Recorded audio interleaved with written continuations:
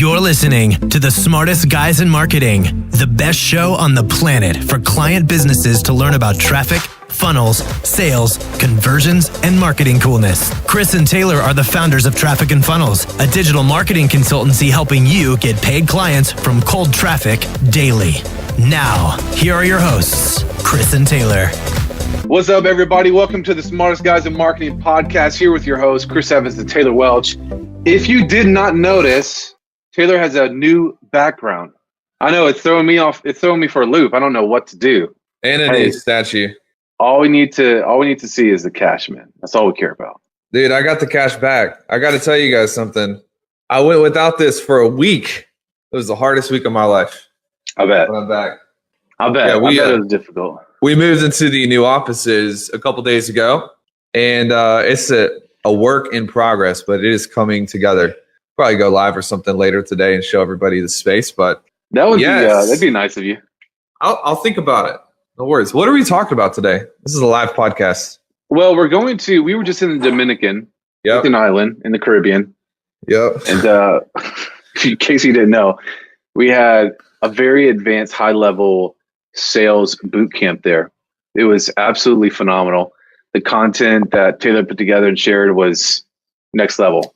It was an event that we charged people $5,000 for, 2-day event. And every single one of them thanked us for inviting them. It's true. And they were grateful to actually pay up that $5,000. So it was next level, and it just brought up the topic. So we could wrap on that, but it brought up the topic. What's most important, leads or sales? Definitely sales. No questions. So disrespectful, man. Yeah, Chris just skated over the fact that he left early. He left me abandoned by myself on an island to work. Chris is never early or late. Okay. He is always on time. Okay, exactly. Now, just to put it in perspective, and you guys should pay attention because I think we're going to make the recordings potentially available in the next 60 days or so. I haven't heard officially, but that is a possibility. And we had a guy there. We had a guy come in who's done over $100 million in sales. He said, "This is the best 2 days of sales training I've ever witnessed." I said, "Wow, that's pretty cool." It was a great validation because our stuff is different. We've changed all of our sales material. And Chris, we've also changed all of our marketing modus operandi in the last 6 months or so. We're basically a new company and got a lot of momentum. Momentum. It's my favorite thing to say ever. And getting real estate this month. We are putting some money into some really good long-term assets. And we're still hanging on to our cash. Don't worry, ladies and gentlemen. All right. We haven't left you. We haven't left you. Yeah. And so we wanted to talk to you today, or Chris wanted to talk about some highlights from the Dominican, the difference between mastering marketing, mastering sales. And I'm just going to be over here counting my money while you do that. So go for it. Take it away. All that cash. How much cash do you have right there? Dude, $100 times 10. In fact, people come to my office and I say, you get a bonus, and I hand them $100. And then I go get it. I go get it as soon as they take it out of my office. I say, give me my money back. Do you guys have security there with all that cash? We do, man. We do. That's awesome. Yeah, Chris hasn't even been. You'll be here next week to see the office. We have a big event next week. 55. Must be nice, man, to have that nice office with the kitchen, espresso machine, and wow.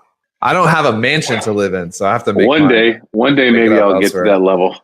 Tell us some of the takeaways from last week.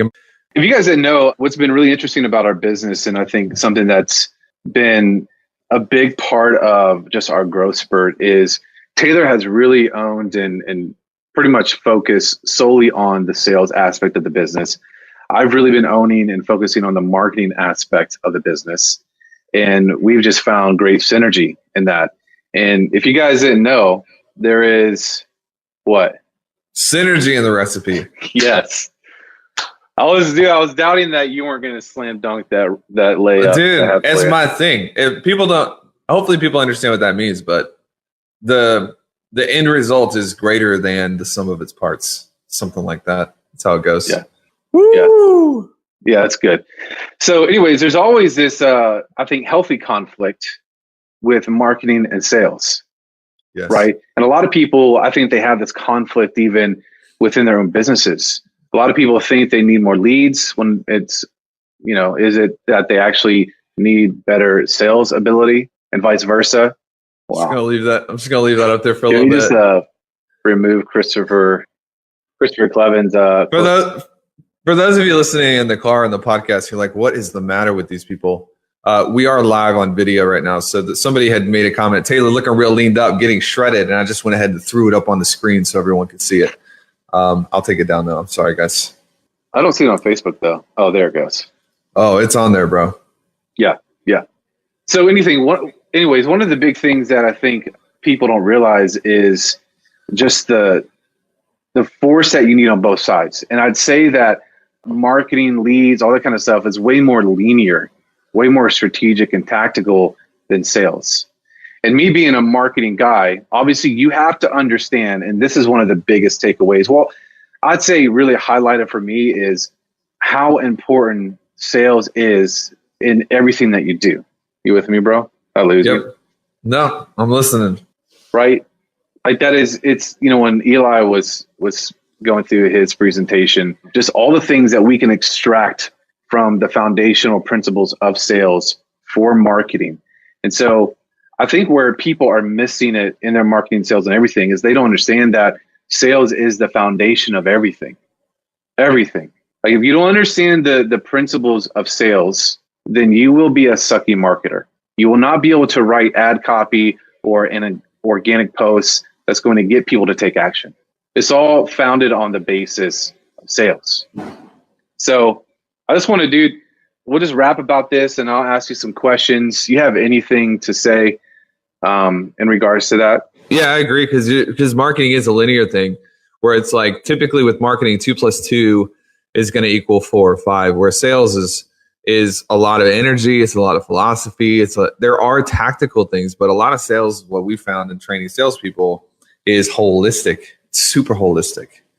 And you can be a really good copywriter and be a really good copywriter, even if you don't necessarily live the best holistic life outside of work to an extent. I mean, you could argue either way, but you can't be a great salesperson if your life is a mess outside. It's very difficult to do that. And some of you might say, well, what about Jordan Belfort? What about Straight Line? Well, he went to prison. So hopefully we're not setting our sights on I want to go to jail too. I want to be so good at sales that I just, whatever. So I agree with that. Ryan said, try getting married without sales. Try raising kids without sales. Big. Yeah, maybe we can just put, a slash persuasion, sales / persuasion. Yep. You cool with that? Dude, I'm cool with anything. You're leading this podcast today. So what's interesting, man, is the people that were there, they were clients and our top sales guys. Yep. And so these are already people who produce millions of dollars in sales a year. And they came to the table and just seeing the reaction on their faces and just the feedback after we talked to them, they were blown away because there's just the things that you unveiled. There's just another level always, right? And the thing that I love about what you've been doing with managing the sales guys is that holistic approach, because it's not something that's divided. It's not sales and you live a different lifestyle, right? There has to be that synergy. Good sales comes from you, living healthy, taking care of yourself, right? Doing the fundamentals. So with that being said, just on a basic level, foundational level, what do you think is one of the biggest mistakes that people make in selling successfully? They're not self-aware. So one of the things we do with our team is we have them do end-of-day reviews, end-of-week reviews. The mistake for most people, in fact, this is interesting because I just thought about this morning on the sales meeting. The mistake that people make, let's say you show up to a meeting and your energy on a scale of 1 to 10 is like a 6. All right, so you rate your energy, you're like, I'm a little tired, I'm a 6. The mistake is never being a 6 out of 10 on energy. The mistake is thinking you're a 10, but really you're a 6. That's where people go astray. So we spend a lot of time with our guys and our girls on becoming aware. How healthy are you? Are you in a good state right now? Are you in a bad state right now? Nobody does this, dude. Nobody's actually taking the time because people don't see it as a positive. They see it as a negative. You can read a book or you can write in a journal about how you feel. Well, people are like, well, writing in a journal is a waste of time. Absolutely not, because you're lacking, if you're not self-aware, you're lacking the requisite situational awareness to know what you need to even fix or pay attention to. So this happened a lot. The name that comes to mind is one of the guys, Cole, that came in a while ago, and he kept trying to fix the wrong things. Hey, how do I get my close rate higher? How do I get my close rate higher? And it was like, but dude, you're closing 50%. The issue is not your close rate. The issue is your volume. People will do it vice versa. They'll come in, they're closing 12%. They suck at sales. Like, I just need more volume. No, you don't. You don't need more volume, because more volume is not going to make you more money. Your sales rate sucks. The power of knowing what is the problem that I need to fix rather than just solving the easiest problem, self-awareness. It all comes from self-awareness. So these guys are already performers. What's the biggest mistake you see them make? Like, they're already producing, and they're outproducing the majority of the marketplace. Yeah, probably everyone. It's wild because we have these conversations pretty often where they might get into a rut or they stumble. And like, these are guys who should have amazing confidence. They probably have a lot of ego. They've already won. Like, they've already accomplished what the top people are accomplishing. They're making a lot of money. So what's the pitfall for people like that in that stage? There are a lot of them, but probably the biggest one, especially for someone who gets to that level, is, man, you ask Kobe why he was the best in the world. You ask LeBron why he's the best in the world right now. We're talking about basketball people, NBA. You ask any professional athlete who's truly one of the greats why they're the best in the world. They're not going to tell you talent. They're going to be like, oh, it's because I'm so good. I was born this way. It's almost assaulting if you're like, man, must be nice to be born that talented. Because they're like, what disrespect. Like, I go to the gym every morning at 4 a.m. and I train harder than any of my peers. They're all going to credit their greatness to their behaviors because that's where control comes from. So there's a really dangerous pitfall when someone gets, first of all, like Peyton or Cole or anybody else, like the people who have come in and close for us, you got Mike, you got all these people in the past, they're going through a rut. Looks like, their revenue per call is $2,000 and they're freaking out. It's like LeBron is going through a rut and he only scored 19 points. What you feel like is great really impacts your peak and your trough, your top and bottom. And a lot of people, they get too comfortable and too content with things that are way too low for them.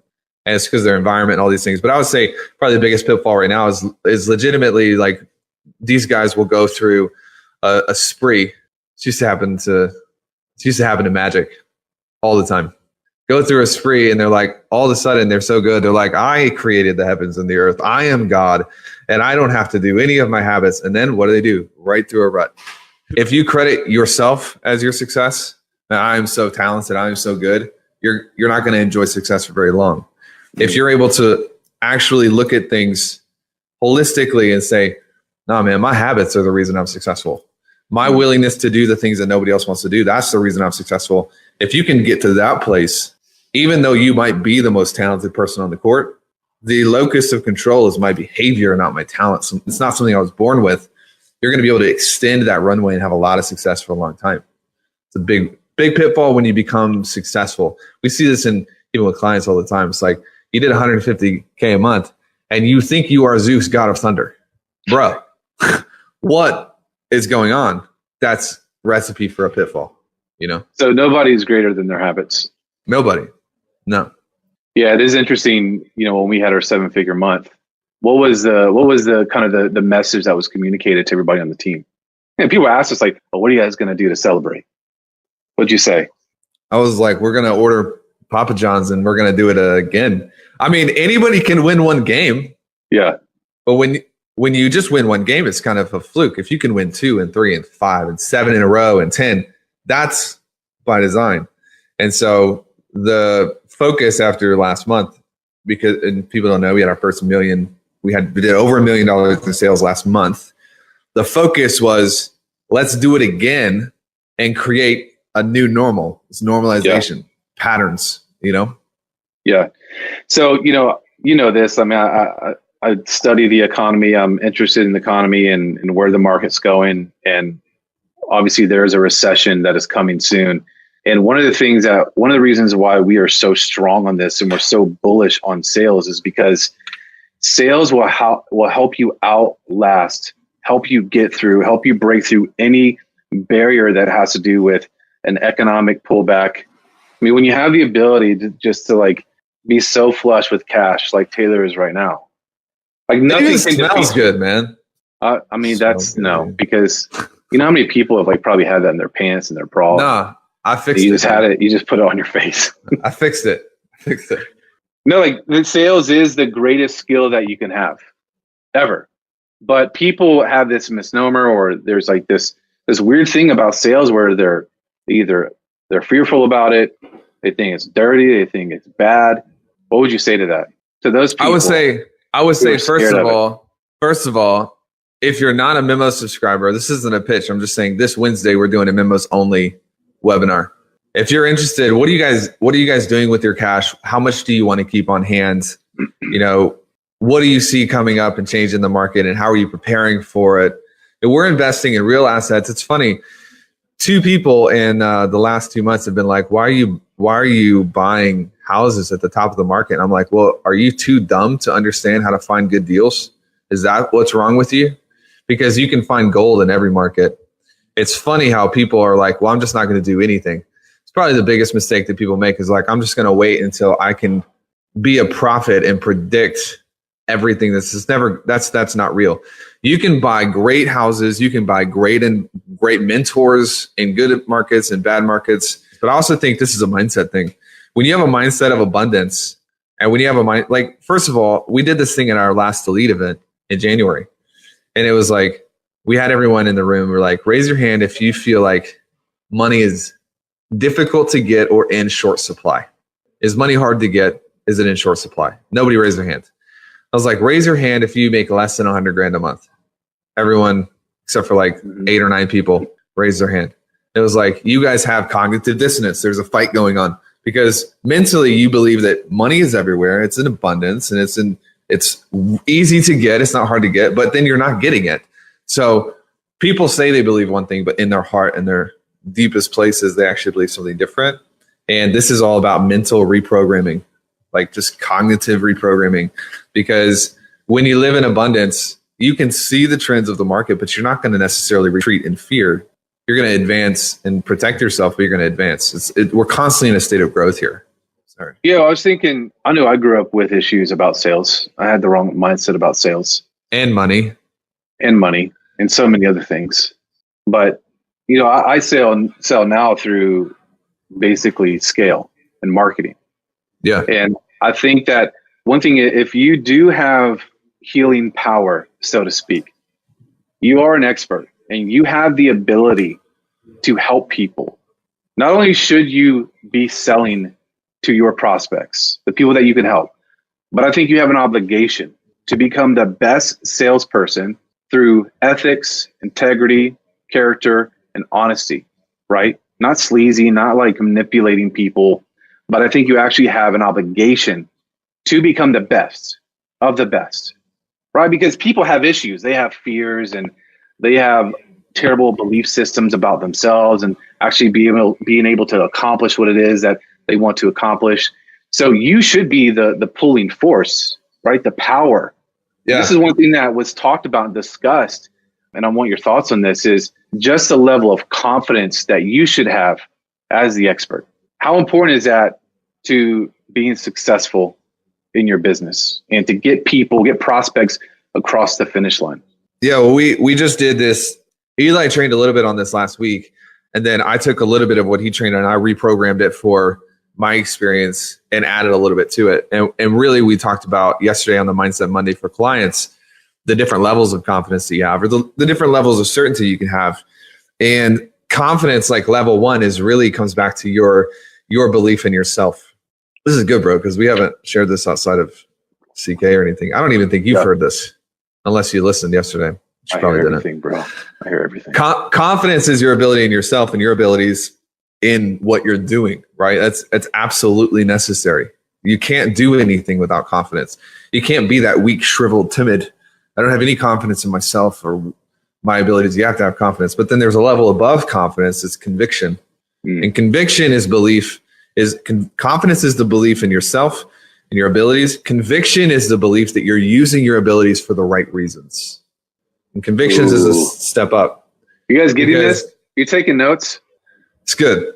It's good. All right, keep going. Conviction is what you feel when you know that someone's on stage speaking, or they're maybe on a call with you, and you can tell that they're very good at what they do, but you can tell more than that they are passionate, that what they're selling or what they're doing is the best thing for people. That's conviction. You can feel it. It's in the chest. I'm convicted that this is what I have to be doing right now. This is the best use of my talent. Then there's a level above that. Confidence, conviction.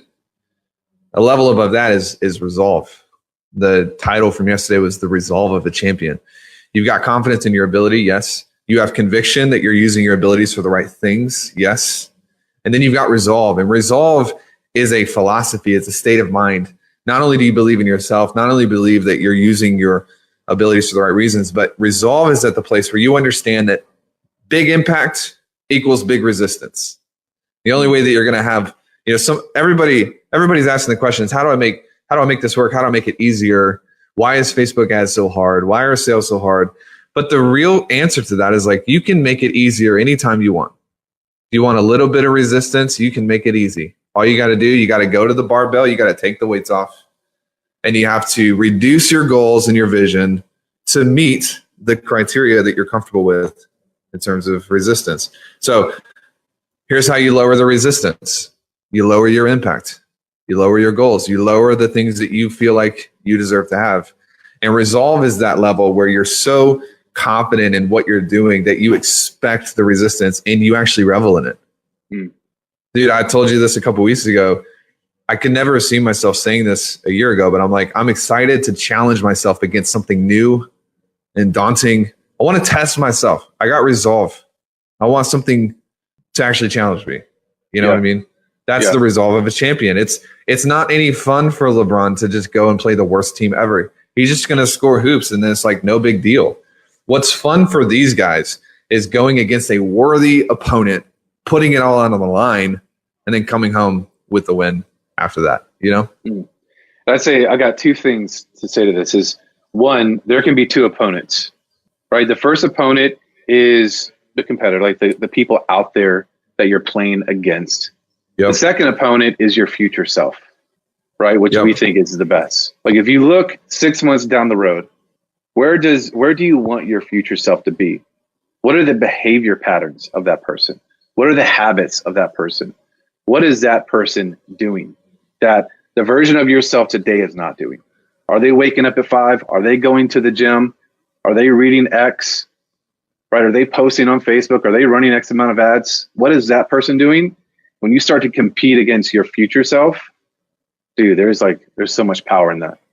100%, dude. What do you guys think about this? This is something that you're really good at. Good at a lot of things. I mean, it's I'll say one of the 5 things. That was. You know why, bro? I think it's because I look at my morning formula every day. Yeah. I mean, I'm sure you do too, but that's the best secret I found, because some days I don't want to post. And some days I don't even want to go to the gym, and I don't want to get on with clients. Sorry. I'm not Gandhi or Jesus. I'm just not. But when I read through my morning formula and I begin to read these things, here's how much revenue my clients have reported. Here's the case studies. Here is the first probably 800 words on my morning formula isn't about my cars or my money or my houses. It's about, here's what Taylor's known for, and it's all about clients. Yeah. When I begin to read that, I'm like, well, I'm going to post, because that's what I do. I become that version every day, whether I wake up and feel like it or not. Yeah. So the other thing I was going to ask you about was, there's a lot of people who I think they're on the sidelines. They have tremendous potential, but for whatever reason, they just haven't gotten into the water where it's nice and warm. Yeah. Right. So how does someone go from 0 to 1? We all started with nothing. At least the people that we associate with, or we all had to develop the skill. We all had to get into the gym. So what would be your recommendation? What would be your advice and your wisdom for them to get into the game and start exercising their muscle of sales and persuasion? Well, first of all, I think the reason people haven't gotten in the game is because they're waiting until they have enough confidence to get in the game, but they're not going to have the confidence until they're in the game. And so it's this loop that just keeps you chained down underneath your potential. And it's a weird thing because if you're on this call and you enjoy doing things that you suck at, raise your hand or put a comment on the box. Like nobody ever said this. Like, man, what do you really enjoy? Man, I just enjoy doing things that make me feel stupid. That's like my number one passion in life. Nobody's wired that way. Yeah. But that is a self-preservation hack to keep us alive. But we have to learn how to short circuit that, because if you want to get good at something, you're going to have to do it before you have confidence so that you can develop the confidence. Imagine the person that's like, I'll go to the gym when I don't feel like I'm fat. Well, you've got it backwards, man. Like you got it all backwards. Like you're going to have to go through that period of feeling insignificant or maybe not totally competent. And that's the first step, man, is like when I first got started, you know this story, we've talked about it before, but I condensed all of my failures into like a 6-month period. For real. It was like the worst 6 months of my freaking life. I was coming home every day like depressed because I was posting in these groups. I was trying to be a copywriter and people were just completely destroying me. But I was like, you know what? The only two options I have is I'm going to retreat and I'm only going to do the things that I feel like I'm good at, which is like being a property manager. Yeah. So no offense against property managers, but like who grows up and is like, my dream for my life is to work at a property management company? Nobody. It's like, I'm either going to do that because that's what I'm competent at, or I'm going to continue doing things that make me feel stupid so that one day I'll wake up and I won't feel stupid anymore. Right. And that was the only option. And you just got to get over that, man. Like the people who can't get themselves over that, you don't even deserve to get over it. Like you just deserve to stay where you are. Which is one of the, I'd say a massive benefit to people coming into Client Kit, which is our flagship program, is we help push people out of the nest. Yep. And it's a safe environment. There's guardrails, right? Because if you're not willing to go out, get on the court and shoot air balls or bricks over and over until you start hitting those Steph Curry swishes, then just say that you don't want to be in the game. Yep. Right? Just move from the bench up to the audience. Get a job at Starbucks or Target or wherever. But if you want to be in the game, get in the game. Yep. Get off the bench, my friend. Because here's the thing, from a marketing guy, listen, I love leads, I love marketing, but if you don't understand how to sell, if you don't understand how to persuade people, you'll never be successful. And there are leads literally all around. Like one of the things that we teach our clients is coming in, all the people that are around, just their warm sphere, how much money they can extract, how much value and service they can give to those people. Right. Yep. So leads, it's probably not your issue, your problem. Probably sales. Yeah. Just saying. Which we did a good training on this, on barriers, the barriers in your business. It's about an hour training. If you want it, just come on here and comment barriers and somebody will hook you up with it. But it talks about here's the two things that keep somebody under 30 grand a month. And then there's really 2 or 3 things that keep you under 80 grand a month. And there's a couple things that keep you stuck under 100, and they change as you go up. And I think it's a pretty valuable training. So anything else, bro? That's all I got, man. It's a good season. We got the event next week. We had the event last week. So 2 events in a 30-day span. We're going to have some really cool content coming out for you guys. Grab the memos, faux show, because the Wednesday webinar is going to be amazing. We just got back. We're capped at a certain level. We've got like 15 spots left, which doesn't mean you can't get on. It just means that you're going to have to get on early because it's first come, first serve. Yeah. And it's going to be really good. That's all I got. All right. See y'all. Peace.